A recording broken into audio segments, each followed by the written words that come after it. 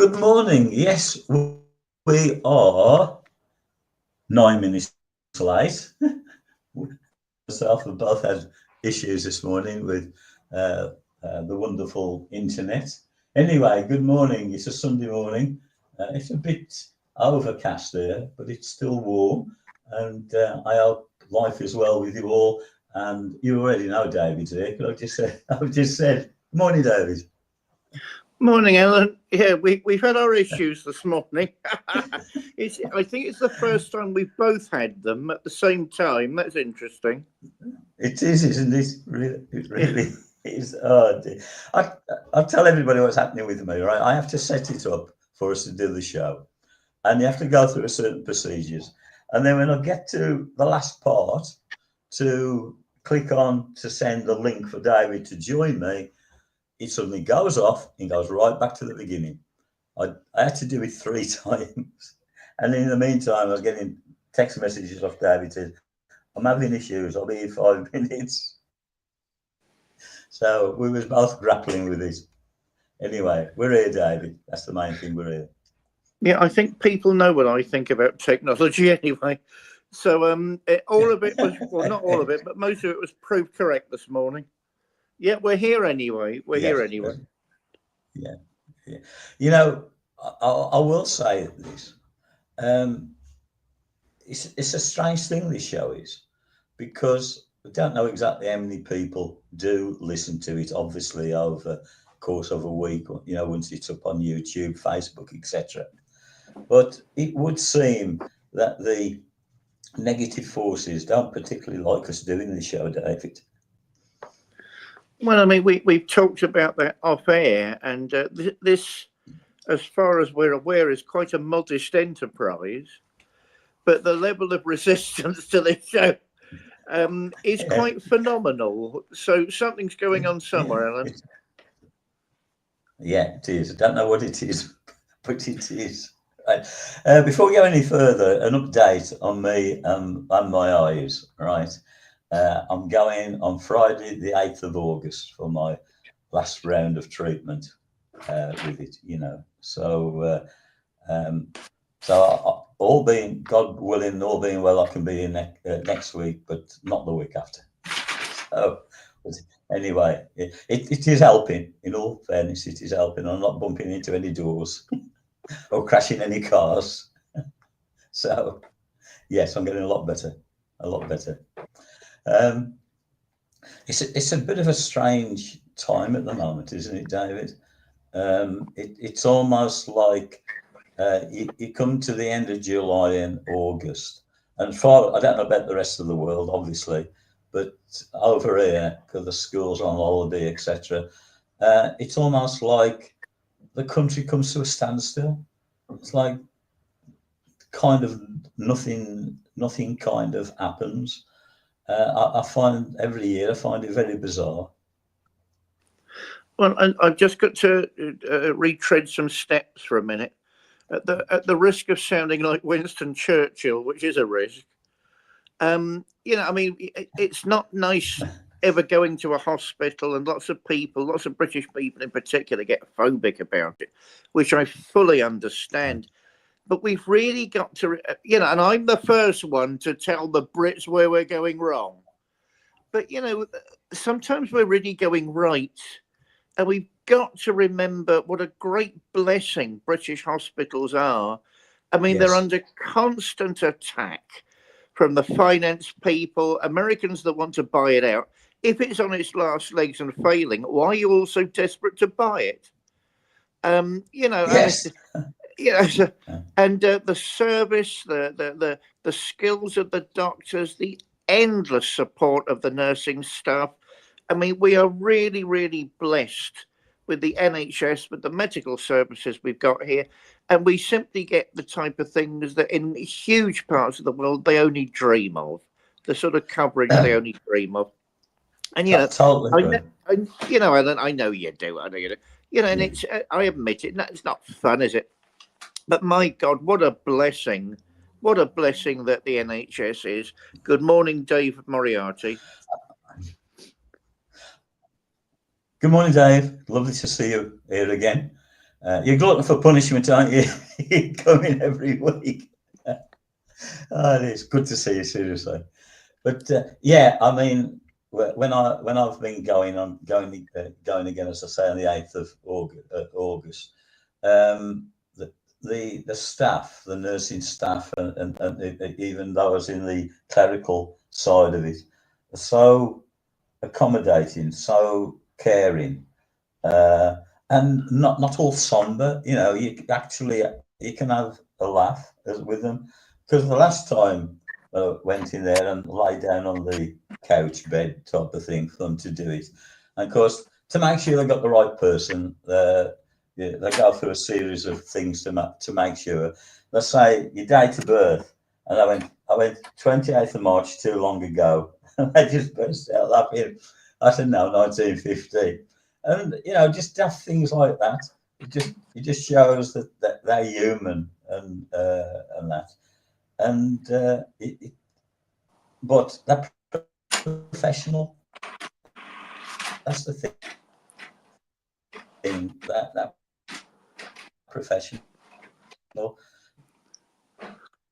So you can be professional and be kind. And yeah, I regard for them. I go to New Cross Hospital in Wolverhampton. It's the main hospital there, and of course, because Anne doesn't drive, and Anne's cousin Linda, she takes me, which is wonderful of her as well, because there's no way you can drive afterwards. Everything's just a kind of a strange blur. You can see, but it's just a strange blur. But that's the first time I had it done. It lasted 3 days, nearly 4 days, before my eyes settled down. Last time my eyes settled down the next day. So I don't know what it'll be like this time, but anyway, I'm getting there. That's the main thing, David. Yeah, and I mean, I don't want you doing this show with your poor eyes, needing to be looked after. So that's why we don't do the show that particular week. I mean, we're Yeah. human beings. But no, I no matter, I still think Yes. what a great blessing the NHS is. And we've got to be very mindful of that. We've really got to be mindful of that. I mean, certainly in the big London hospitals, I mean, there are even shops now, there are cafeterias and shops. They're trying to really make it Yes. as accommodating and normal as they possibly can. And I can't think of many other countries, including America, where it's very, very, very manifestly all business. Where that happens. I mean, there's a real sort of caring touch. NHS people do actually care, and we treat them appallingly most of the time, particularly the nurses with the slave labour wages they get. But no, I hurrah for the NHS. That's what I say. Yeah. With all of its problems and all of its difficulties. And now let's get back to the lazy British. Yes, well, I mean, in theatre, you tend to refer to August as the dead month. I mean, most of the Brits are either concluding their holidays or they're halfway through. So nothing can be done in theatrical terms. Nothing is ever done really in August. But nowadays, I mean, it's most of the rest of the year as well. Get back to work, you bastards. Get out the pub. There's more to life than just getting zonked. And yeah, I mean, I don't know. I think we're getting bad at holiday seasons in this country. That used to be, of course, sources of joy, and now, of course, they just seem to be sources of conflict, where young lads go to other parts of the world for the cheap beer. Why is that the big attraction, and not the Yeah. history, and not the countryside? Because you can get beer here. I mean, brew your own if you're worried about the price that much. And all of them seem to have the money. Do you really need to go 5 stars, 3 stars, 5 stars to Thailand just to get drunk for 2 weeks? I mean, have you enjoyed Thailand? Yes. I mean, so they go there looking for trouble. Yes, you are looking for trouble, all of you. It doesn't just crawl out the woodwork. You're looking for it. And then come back and do the same thing again. So I don't understand nowadays what's meant to be a vacation, and why people are doing it in that type of way. What do you think, Alan? No, I do agree. I do agree there. I mean, obviously, not every English person goes abroad causes mayhem, but unfortunately, it's the few that create the most havoc and give Britain a bad name, isn't it? That's. I mean, I'll tell you what always it amazes me is what's going on in Spain. That basically their economy is based really mainly on tourism. Yet they don't really want the Brits there. Even the locals don't want them there. And now the Spanish government putting all these different restrictions in place. People have to go through hoops to get there now. Is that because of all the problems that they've had? Most likely. Apparently, we are the Brits cause the most mayhem abroad. Apparently, I don't know. I haven't been abroad for a long time. The last time I went to, never been to mainland Spain. I've been to Mallorca twice, but that was back. I went in 1968, and I think the next time I went was about 19, I don't know, 1978, 79, something like that. So not guilty, Your Honour. When I went, it was quite civilised to go there. I think things have altered, David. Oh my God, is that you making a confession that you were one of the people going looking for trouble? No, not at all. Mind you, having said that, um, I went to a place called Alcurdy or something, Alcarettes, and I've looked since, and it's all built up and hotels. But at the time, it was a little village, and all there was two hotels.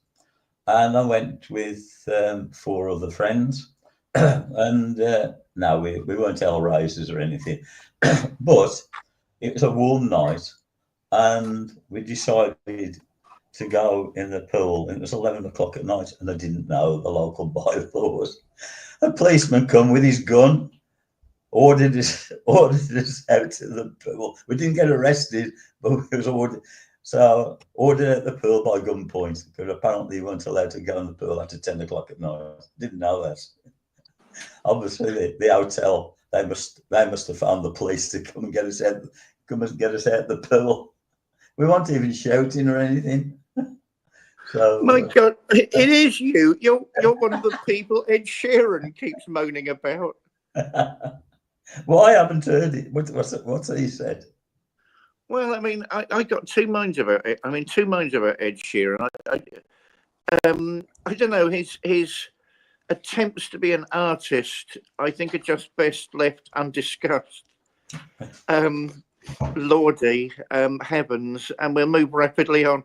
But he seems to be a good-hearted young lad, a good-hearted boy, and he's appalled at what goes on nowadays. He's roughly of the same mind, Why are you going away just for the chaos, and why are you here causing chaos all the time? Yeah. And there's a good point to that, I think. Yeah, I mean, the Spanish have had enough. I think everywhere's had enough. There used to be an idea, I think, amongst the Brits that you go away to let off steam. Okay, but you're not just doing it there now, you're doing it here as well. So you don't need to wait for 2 weeks to let off steam. You are just a bastard. And that needs to be taken on board. What do you think, Alan? Yes. No comment. Is my reply. I think. Yeah, I understand. I totally understand. Well, yeah, I mean, for me, and I'm not trying to be holier than thou, and I'm not trying to pretend I've never done. I've had my times, but there's a great difference between joining into the occasion and just making it a lifestyle, causing mayhem everywhere. There's a huge difference there. And there are even famous footballers now. I mean, there was one a couple of weeks ago that caught my attention. Can't remember his name offhand. What shocked me was an altercation broke out because it was, everybody films everything nowadays. Yeah. So an altercation broke out. Some on the other side of the pool was filming it all. Down the pool side, away from him, and he was caught throwing a chair at a mature woman who had nothing to do with it and was trying to calm everything down. And what was the reaction of the newspapers? How good he looked. Yeah, he looked good, and he's still a bastard. And I hope he was suspended for a while and lost a load of money. So don't behave like a total animal, matey. What do you think, Ellen? Yeah, I agree. See, I think in anything to do with, shall we say, celebrities, because in a sense, the top footballers are celebrities. You get the ones that are really good, decent people, family people. To them, they love the game. They play to the best of the ability, and they try and help society. They give money to charities and all kinds of things. And then you get the ones who think, "Wow, aren't I great? I look great, and the world's at my fingertips, and so I can act like a total idiot." And they're there, aren't they? That's it. They're there, um, and it isn't just in football. It's strangely enough, but the one sport that I particularly don't enjoy is rugby. Yet it's very rare you ever hear of fighting at rugby matches or rugby. Or I know occasionally rugby players might get in trouble or whatever, but compared with football, it's almost non-existent. Uh, it's almost like it attracts a different kind of spectator or a different kind of person to play the game. I don't know if you see it like that, David. Well, at the risk of the minuscule Welsh genetic stream in me, and the moment that I suddenly feel myself turning into Harry Seacombe, tempted to sing "We'll Keep a Welcome in the Hillside." I've always loved a bit of rugby. Actually, I played it at school. Not some Nancy boys football game. I was a hooker, and I'm very proud of it. Yeah, I mean, I think you hit that one on the head, Ellen. Different crowd, different outlook. I mean, you get the hiking mob. I mean, they all go to rugby, don't they? The countryside mob. And as I say, I've been to some games. It always struck me that none of the men feel repressed. I mean, there's a sort of myth going around at the moment, myth in the pejorative sense, not in the sacred story sense, that men are just repressed by everyone and everything at the moment. I'm sorry, I really haven't noticed that. There are discussions in our society about appropriate forms of behaviour, but they've been going on forever. So even that's not particularly new. I don't see male repression. I mean, the new phenomena, incels, involuntary celibates. I mean, oh God, Britain is meant to be good at history. They've been there forever as well. It's not new. So there are certain discourses, narratives in our society under discussion at the minute, and some groups, including the feminists, emphasizing certain parts of that discussion. Those discussions, as I say, are forever. How is it that we treat each other? And it gets into very deep water very quickly. The role of gender. What does it mean to be a woman? What does it mean to be a man? I mean, those are deep discourses that are forever in our society. And I think they're fascinating. If you look back at what the Victorians were saying, that's even more fascinating in some ways. But, you get at the end of the day, it strikes me as a family-oriented crowd at rugby. I mean, it's unusual not to see a family presence there. I think that keeps it civilized and on balance. Also, I noticed the young guys tend to, in my mind, to be more self-assured. They're more confident. That needs thinking about and studying. Why would that be the case in rugby and not football? Don't know what you think of all that, Alan.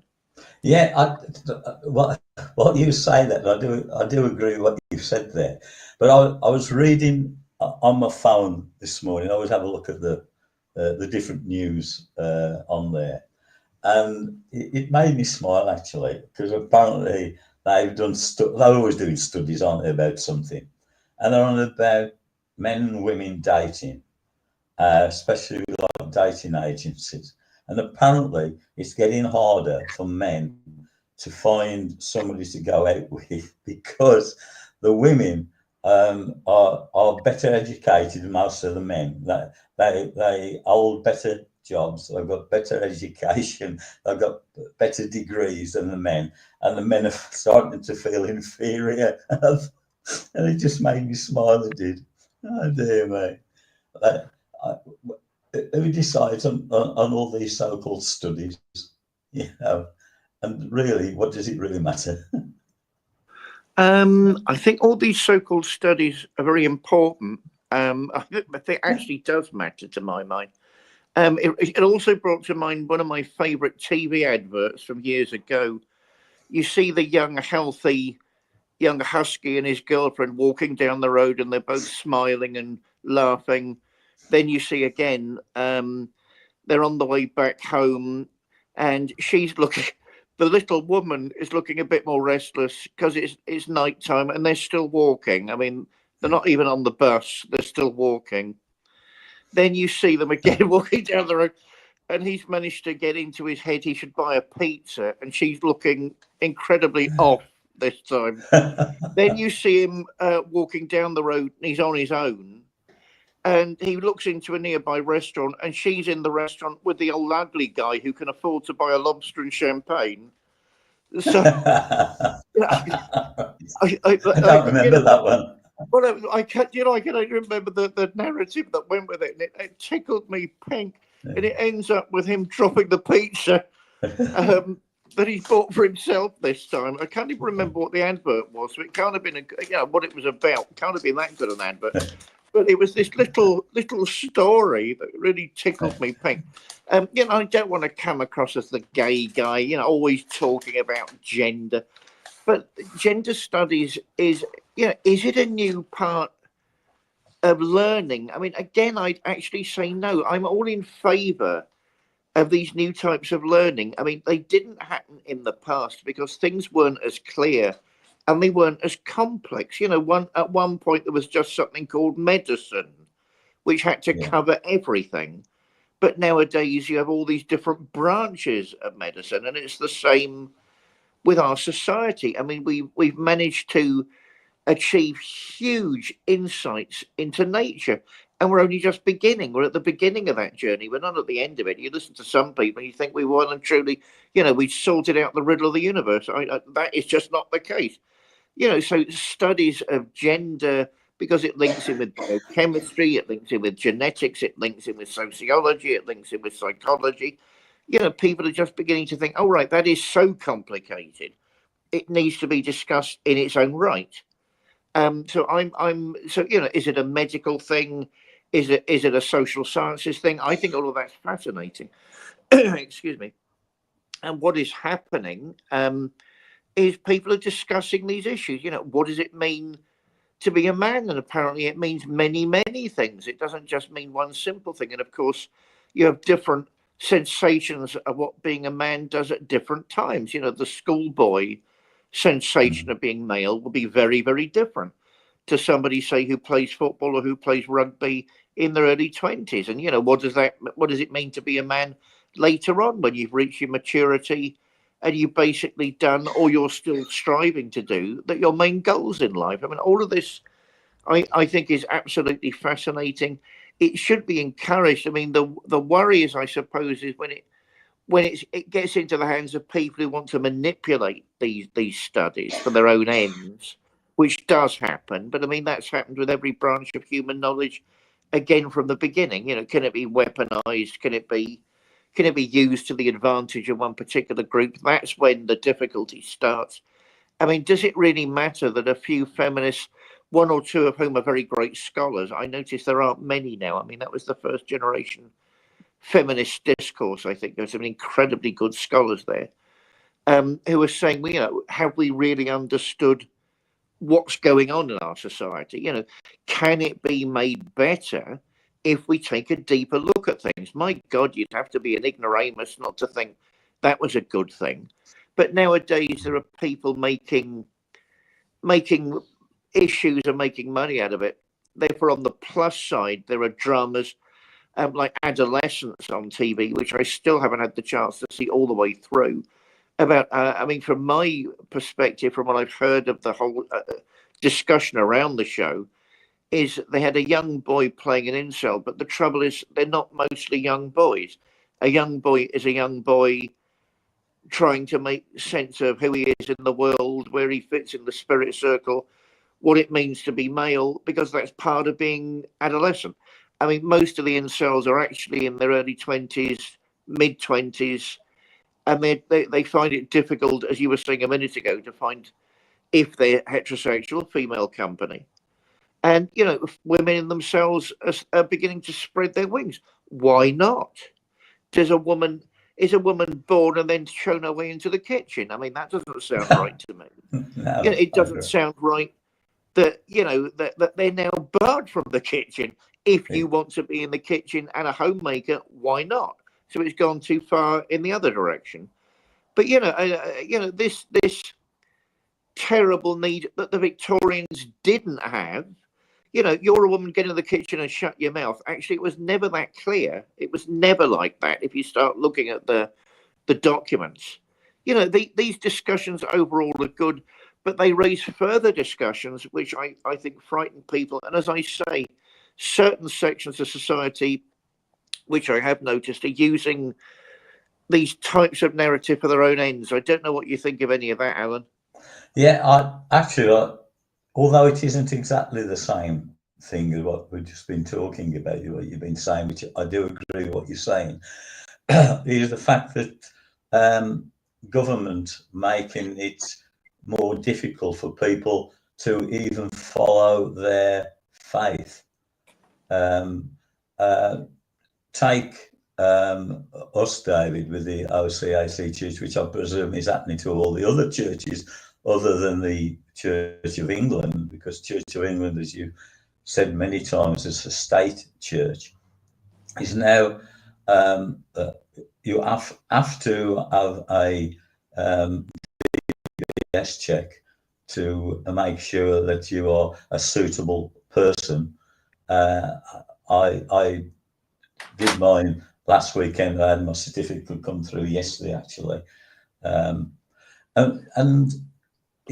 I was reading up about it, and it's really bizarre, really, because the last one I was issued with was in 2019, and they never go out of date. Apparently, there isn't a time limit on them, so you could argue that one was okay, but now you're required to do a new one, which you have to pay for. Right? It isn't free. And well, I sent my copy to our Bishop Adrian, and he wrote back saying, "Thank you, Alan. I've put it in the file. I've updated your clerical license for this year." So I don't know whether I'm reading what he said correctly, but that makes me think that this check is going to have to be done every 12 months, and it's to find out whether you've got a criminal record. Well, I was passed last Saturday, Friday or Saturday, whatever it was, a week ago, right? What was stopping me going out and robbing a bank or killing somebody the day after? And that certificate would still be there. Oh no, he's a good citizen. He is. I mean, to what point does and it seems to be aimed at other churches. Am I right there, David, or am I wrong? Oh, you've opened up one of the bugbears that's getting up my nose at the minute. Let's finish with the incels first, because if any of them are listening, and you never know, it's nothing new. Just hold on. Somebody will come along and you'll end up happy. Yes. It's called life. I think Hollywood gives the wrong impression. You leave high school where you've been basically some type of sex god, I can't remember any of that in real life, but and then you instantly get married, and either you have a life happy ever after, or you turn into a philanderer, and everybody thinks you're wonderful. Hollywood's got to be removed from the picture. Most people end up with somebody for better or for worse, and hopefully for better. Just hold on. It's life. It will unfold. That's what happens. That's what happens to human beings. In terms of the church, I wish the Church of England would disestablish and shut its mouth. We're all a bit tired of it. Yes, I mean, it seems to be the driving force behind the tightening of regulations, in the full knowledge that it's causing trouble, and insisting that it takes the lead. How dare you insist you take the lead? I mean, I had a DBS, an enhanced DBS for years, but that was to do with the fact I worked in the language schools of London for years, where it was automatic. I mean, I always did adults, because I found the conversations more interesting. I mean, meeting people from across the world that already had lives. Mostly, their companies had sent them to England, and I was ESOL. I did some TEFL, English as a foreign language, but I was mostly TESOL, English as a second language. So it was to do with people, who maybe their families were new to the country, or they wanted to improve their skills, or they were just here on holiday. You met, most of them weren't resident. That was the interesting thing. There was again a myth in the pejorative sense. They were all in their banana boats trying to settle down and raise the country to the ground with no documentation whatsoever. Well, that certainly wasn't my experience back then, and I was in the middle of it all. They were nice middle class boys and girls who were trying to improve their skills, well, on an extended holiday, and then they could go back to their own countries with a recognised British certificate, which helped their careers. And some of them, the lazy Brits would never think of it. You're on a holiday, get zonked and cause trouble, as we were saying a minute ago. A lot of these boys and girls were on holiday and just wanted to improve their language skills. That would never cross many Brits' minds. But so I was in the middle of all of that. Again, it hasn't happened not for a long time. So the language schools always insisted, and they paid, of course. Automatically, that was done. You had enhanced, an enhanced police check plus. What's the other thing we're all meant to be getting at the minute? What's it called? I don't know. No, not the PVG thing. No, where you look after people. About carers. Safeguarding. Because right. all that was automatic. In the language schools, it was automatic. So I've never had to pay before. I mean, I've got some troubles getting that document at the moment because we live on an island. I won't be. I had some trouble initially because I won't be able to renew my enhanced check because, of course, these things were done by teaching agencies. So what the government has decided not to do, bless them, is it because it costs more money? You never know. Is none of that will now count, and I've got to reapply for a normal police check, which in Scotland I've just discovered is different because the law operates differently up here, and you need a PVG. So that's different again. So I've got to look into all of that. And of course, my passport ran out last year. I was in no rush to renew it. Why do I want to rush to renew a passport when all you do is go away and see young British louts causing chaos everywhere? I'm in no rush to do that. Sorry. That's how much you have an effect on other Brits. It just becomes unpleasant. So I need documents to get documents at the moment, which is ridiculous. Yes. And I think there's something sinister behind it all. I mean, you hit the nail on the head completely, Alan. So once upon a time it was every 5 years, and now you get the impression it's every year. Well, why stop there? You said it yourself. Let's have it every 6 months. No. Let's make it weekly. And so Every who's day. lining their Every day, who's lining their pockets with this at our expense? I want to know who's making all this money and where is it going exactly. And what does it actually safeguard? Since 99% of the people that need that qualification are actually working in a public space. If you're in a classroom, if you're in a care home, if you're in a church, you are working with other people. And you would, I think, if you suddenly lunged at somebody, it would sort of be noticed. It's this Yes. typical British weird paranoia when it comes to sex and sexuality. Oh my God, he looked at me in a weird way. Maybe he didn't. It's all this British hang up about sex. We really need to grow up a bit because that's really was at the back of it all. What was it in that movie? I can't remember. Shirley Valentine. What was it? Every man is a potential rapist. Grow up, darling. Grow up, darling. Yeah.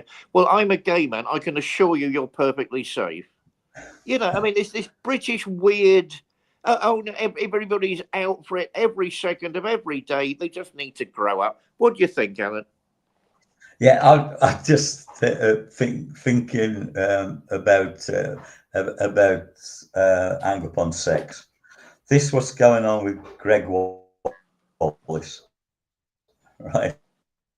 I was reading this morning, and he's only contemplating that he might bring to sue the BBC because he's now saying that he hasn't really done anything wrong, and most days when he was on set recording um, um, show with John Turode, that most days he was groped by women there. So, I don't know. So I don't know. So, are you saying we should all go and work for the BBC because it sounds like a party atmosphere? I don't know. I think, dear man. But well, now he's got 20 clients, men, because he's a fitness fanatic, and they've signed up. They pay him 50, 20 of them paying £50 a week for an hour online, about healthy living, right foods to eat, and exercises and everything. So if that's the case, he's earning £1,000 a week, and he's concerned about his financial future. Is because he knows he'll never work in TV again. He says. So yeah, you say that, but some people have done some right terrible things over the years, and they come back on the TV, don't they? You know. That's never stopped anybody. I don't know what the boy's talking about. And, I'm back, everyone. I mean, come off it. No, I mean that's showbiz. I don't go along for any of that. I mean, my gripe with the BBC isn't that they're lapsing into bias, which they are nowadays, which has thrown away the entire idea of the BBC as the independent voice of truth. BBC, and I've got lots of friends at the BBC, get a grip, or you really are going to lose all of the things that the country again benefits by. It was the corporation was a real benefit at one point. Nobody thinks that at the minute. Get a grip and sort yourself out. I mean, I do.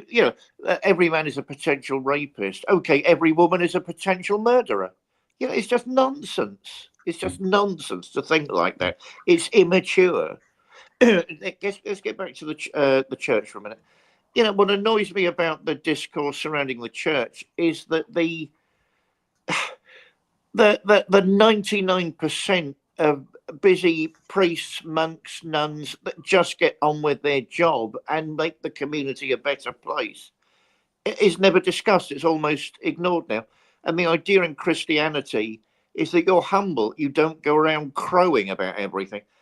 So they're the victims of their own morality, of their own virtue at the minute. You never answer back because somehow you're being sinful if you do. But so there are bad apples in every walk of life. No one would deny that. I mean, again, that's just another truth of life. but that doesn't mean every apple in the barrel is bad. And the institution itself would fall apart if that was the case. I mean, certainly in terms of the church, it's got more enemies than ever nowadays. I mean, the secular mob want it to go. They don't want religion discussed. Well, whether you like it or not, it's part of life. Eat that apple pie and deal with it. And the atheist mob that are getting loud. I mean, I'm not against any secularist really, or atheist, unless they're trying to bully people into doing something. Then I'm against you, because I'm against any type of bully. So there are enemies socially at the minute. The church isn't good. There are so many arrogant people in the church. I don't know where that came from, because it's not it's not really mentioned in the Bible as a virtue. Who just think, where the church do as you're told, that isn't helping. But it's just not the case that it's this sort of piracy of criminals. That's just not the case.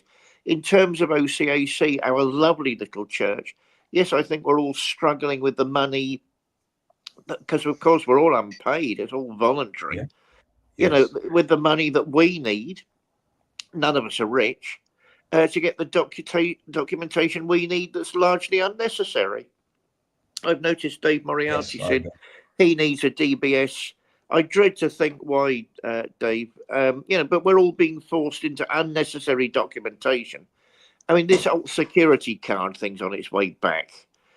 So now we have to pay to prove who we are, but it never does. I can get, there was a joke in Brixton when I lived in Clapham for years. There was always a joke going around Brixton that for 50 quid I could get any passport I wanted. It's all, and the government knows those things. The government knows those things. So who's getting their pockets lined, and why, and how much? And shouldn't we all just grow up a bit and say enough's enough, really? Didn't we have identity cards during the war? Yes, there was a war on. And by the way, there was a big discussion at the time about how effective they were. We all need to just get a grip in this country. But it's where nobody wants to. Nobody wants to have a particularly mature life. And they just want to be this crazy young animal forever. Although somehow that's attractive. What do I think about adolescence? Thank God I'm not a teenager anymore. What about yourself, Alan? Yeah, I actually do, quite seriously. I know people say this, but I am concerned about our youngsters growing up, my grandchildren. Henry, my one grandchild who lives up in Yorkshire, and he'll be 18 on the 22nd of August. So in the eyes of the Lord, he'll be classed as a man. Now he's a lovely lad. He's going to go through all the university, so he can stay at home and do his studying and that. And he is a really nice lad. But then at 18, is he really an adult? When I was 18, was I an adult? It always used to be 21 in this country, and then for political reasons, it was reduced to 18. And now this Labour Party now are considering reducing the age down to 16 that you can vote. But the law's been passed that nobody can get married until they're 18, right? So they can't get married until they're 18, but they want to be able to vote when they're 16. And the only reason why the Labour Party want that to happen, I don't want this to become a political discussion, is because they've worked out the majority of 16 to 18-year-olds were more likely to vote Labour. So it's it's nothing to do with the welfare of the young or giving them a say in society. It's all about manipulation, David. Well, I mean, I noticed that too. I mean, that's probably the reason the Labour Party, and I don't want to get into that either. That's probably the reason why they want to reduce the rate, the age for voting. Again, these are parts of gender discussion. When are you a man? When do you stop being a boy? When are you a woman? When do you stop being a girl? Which is why the 18 thing, I think nowadays, people are expected to behave on a certain level, whether they're ready for that or not. And that may not be good, but that's the sort of society we live in. 16, I think, is ridiculous. To say you're an adult 16, I don't know where that would come from or why. Hang on, Dave Moriarty said they'll make immigrants British citizens to pad the vote. Yes, I can see that coming too, Dave. Like in a Democrat than a Republican, although both sides, if that Americans make politics into religion, that's where they're going wrong. It's not the same thing at all, and it goes horribly wrong the minute you mix those two things together. Nearly invariably, you end up with monstrosities. I'm more of on the sort of Democrat side, although they've fallen apart at the minute. Simply because they're looking for new ways of doing things, and they approve of multicultural society. I mean, I'm quite sceptical of that, to be honest. But at the same time, it needs discussing. And they were thinking of welcoming all these migrants from Latin America, unlike the Democrats, who just, of course, realised that most of these Latin migrants would vote for the Democrats. I mean, this has to stop. I mean, politicians have to remember why they're in those positions. Let's talk about Britain. I don't want to talk about foreign countries.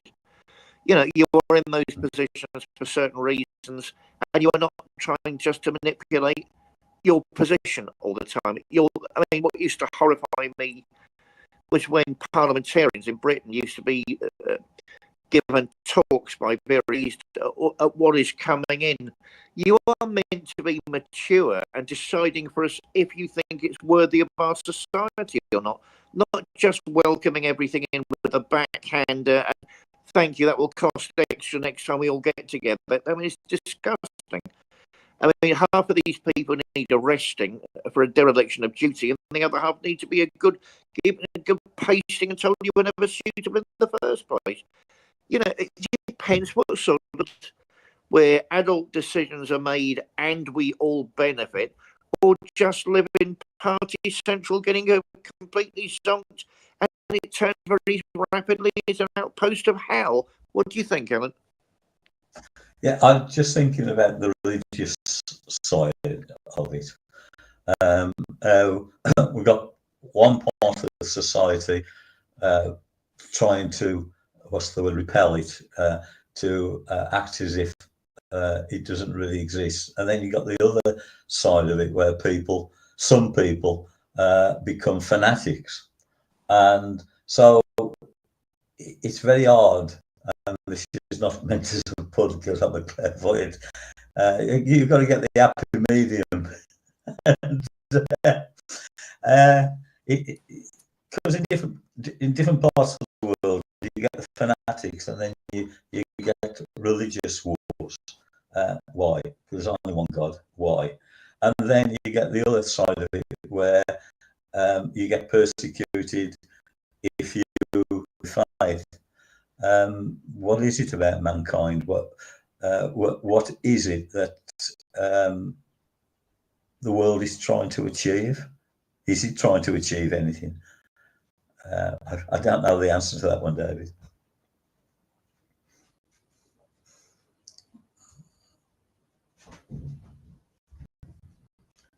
It's a strange phenomenon, our society is, David. Hello? I think David's disappeared for the time being. Yeah, I think he'll be back in a minute. I don't know if anybody else has found it with all this strange weather that we're having, how it affects the phones and the internet, and lots of times you can be in mid-sentence and your stomach goes dead. And I think he's gone completely, and I'm going to try and get him back in.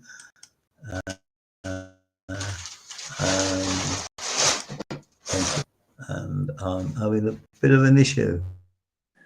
Sorry about this. Yeah, I keep clicking on where you click to get in there, and it won't come on. Oh, wait a minute. Oh, nearly. Right. Yes. So again, it's He popped up for part a of our moment. problem this morning. I don't know what's going on. Yes, I think he might be there. No. Yes. This is ridiculous. Yeah. One moment he is, and then the next moment he isn't. Right. Yes, I know. Hello? This is live Hello, radio. hello, Folks. hello. Hello, hello, hello. This is mad. Are you there, David? Hello? Yeah, Dave Moriarty thinks... Yeah, hi, Alan. Dave Moriarty thinks Right. it's something to do with chemtrails. Dave Moriarty thinks it's something to do with chemtrails. He might be right. Yes, it could be, yeah. Yes, that's very true. We don't know what's going on there, do we? Well, we'll have to have a show on that at some point, because I was rather sniffy. I mean, remember, I'm not the big conspiracy theorist, but I don't know. I see in the 1950s where scientism was reigning, they were talking about weather manipulation all the time. So maybe that actually is going on in some way or other. So that would make a good show. Yeah, indeed, it would. It's strange that, I mean, where I live, it's like I'm on a main road out of the village, and there's houses either side with the fields either side at the back. To get to where I live, you have to go out into the country to this one road, and the internet companies, or the ones that put the cables in, etc. They won't spend the money and put the fibre in here. So although it's not dial-up, the connection just isn't brilliant. It's not just me in our house; our neighbours have the same kind of problem, and it's very frustrating. Yet, just a mile down the road, when you're going into the next town, they've got full fibre there, a mile away, but they won't bring it up to us, which is frustrating. But I think a lot more goes on other than that as well, David. I do believe that we are targeted on this show. Goodness knows why. I know we talk about all different things. Why would anybody be worried about what we say? I don't know. But I mean, I've said this before many years ago when I used to be on Paramania Radio, which unfortunately doesn't exist anymore. It was, in my mind, a brilliant network. And I used to be able to see who was listening to me. And I used to, this sounds crazy. I used to have one listener in North Korea. Yeah, North Korea. Worked that one out. So, and that one person, whoever it was, listened to my show for the best part of 8 or 9 months and then stopped listening. So, you just never know who's out there, David. You never know. I've done that joke about it being Kim Jong. So we'll let it rest just in case it was. Well, I can't really say it can be. Can you? They're not allowed to really know anything about what's going on over here. Strange. Anyway, we're almost out of time again. It's quick, how amazingly quickly the show goes. I think it's time that if you'd like to tell everybody if they want to get in touch with you, David, there's the best place how they can do that. Yeah, I mean, I'm on most of the social media platforms. Sadly, I don't find any great joy in that. It is me on Facebook. I can't afford a secretary. I'm on LinkedIn, which I hardly ever use because it never measures up to the legend as secretary. So I am available. You can find me on most of the platforms. What about yourself, Alan? Yeah, well, the website's understandingspirit.com. Yes, I'm on Facebook, X, like you, LinkedIn, which I hardly ever use, Instagram. I don't know what is it. Not Spotify. What's it? Oh, Reddit, Pinternet. Oh, yeah, I'm about. I'm there. I probably get ignored on all those channels. So anyway, thank you everybody for listening, and thank you, Dave, for coming in the chat room. Really appreciate it. It's lovely to see you, and I hope everybody has a wonderful week, and God willing, we'll see you again next Sunday. Until then,